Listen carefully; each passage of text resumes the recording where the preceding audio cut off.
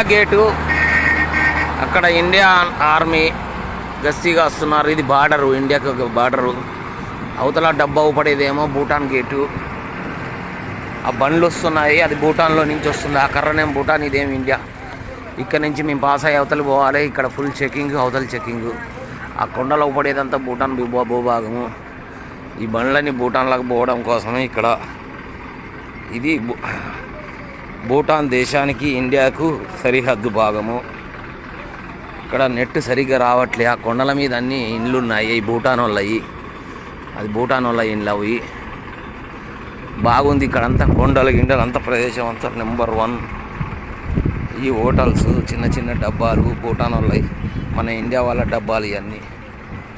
దా ఇట్రా.